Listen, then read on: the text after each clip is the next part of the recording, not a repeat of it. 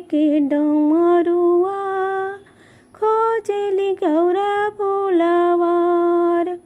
राजा दुआरिया हो घनी फुलवरिया फुलवा फुलेला गजनार। अरे राजा दुआरिया हो घनी फुलवरिया फुलवा फुलेला गजनार। बीचे फुलवरिया में सुतेली गौरा देई सोई रहेली निरभेद।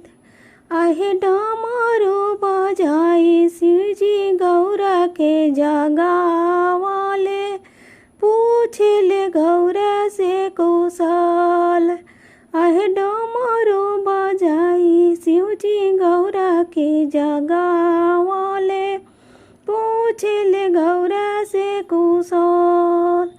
केतना ही दिन गौरा तोहरी उमरिया हो कब तक रहबो कुंवार। अरे केतना ही दिन गौरा तोहरी उमरिया हो कब तक रहबो कुंवार।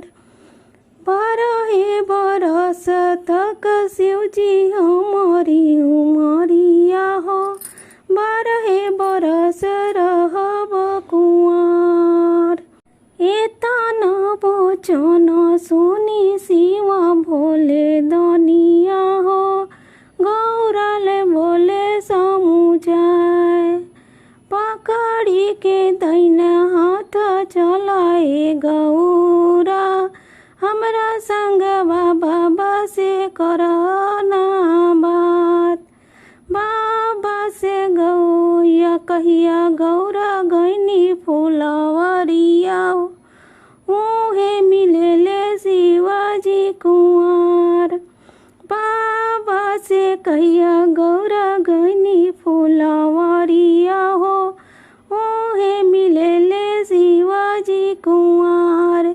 शिवाजी से हम रचबो हमरो करना बियाहवा हो अब नहीं रहबो कुंवर। शिवाजी के संगे रचा हमारो बियाहवा हो अब नहीं रहबो कुंवर। जब तुहू अबू गौरा बन के दुल्हनिया कैलाश होई है गुलजार।